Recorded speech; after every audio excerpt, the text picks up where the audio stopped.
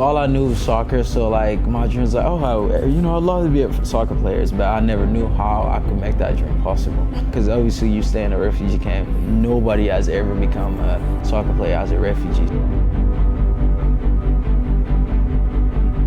Bernard Kamungo, a Tanzanian-American standout for FC Dallas, is quickly making his mark as one of Major League Soccer's rising superstars. Kamungo is onside, 1-1 with the goalkeeper. What a start for Dallas! With 8 goals and 3 assists across all competitions for FC Dallas last season, Kamungo's impact on the field was undeniable. To Kamungo.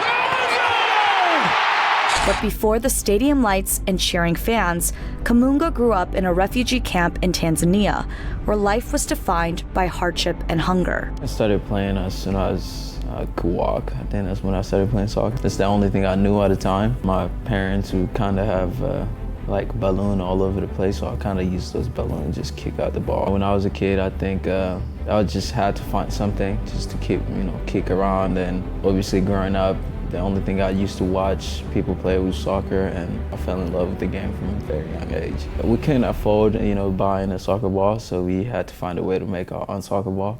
And where I grew up in a refugee camp, obviously, if you have a ball, you're in control of how long you want to play for. And most of the time, because we would like make a group, you have your friend, you could just go on a different street and you guys will have a scrimmage or whatever, and you could decide when the game is going to be over because there's no referees. It's just you and your soccer ball, you're the referee, you get to do anything.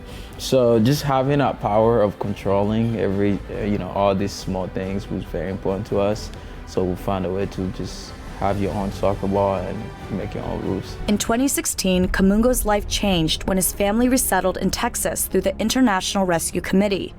There, his talents flourished. I have a hope that in the next couple of years or the next few days, I'm gonna be able to get food, clothes, and afford almost everything that I want. So it's something that it stayed with me the whole time. I remember just hearing that news. I couldn't sleep that night, and yeah, it took me a while to just fall back to sleep and say, oh my God, it was so great. I don't think I'll ever describe that moment.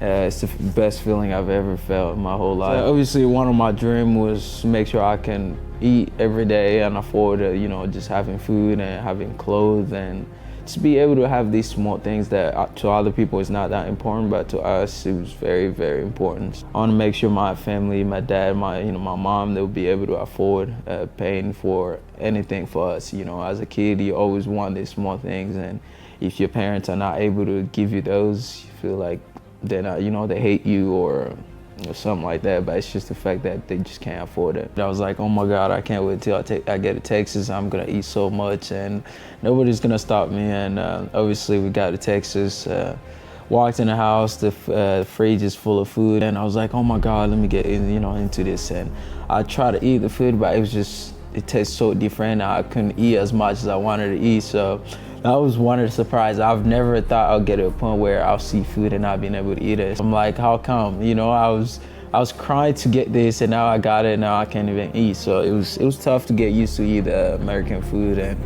but yeah, it took me a while. Now I'm really good. I can eat almost everything now. But it was his brother's unwavering belief that pushed him to take a chance, one that would change everything. My brother played a big part in all of that, because obviously, I knew I could play soccer, but I never thought I would ever be a professional soccer player. To have somebody like him that saw the talent in me that I never seen in myself, and he was always, that one guy pushing me every single day. He's telling me, hey, you're good enough, you could do this, you could do that.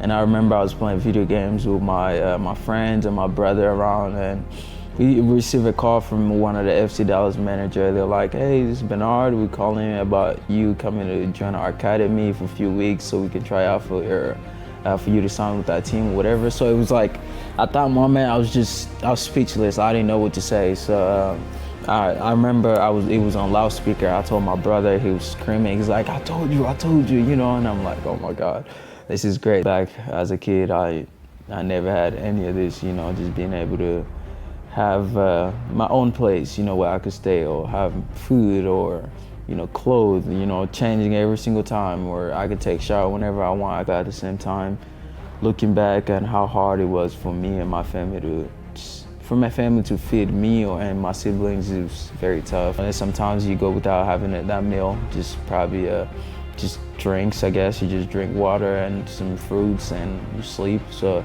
yeah, it's just tough for a kid, you know, growing up not having these little things, candy or anything like this to kind of help your day going. So I could kind of help me to, you know, find joy somewhere and ignore the fact that I'm not being able to afford certain things and be able to get food and all that. So that helps me a lot.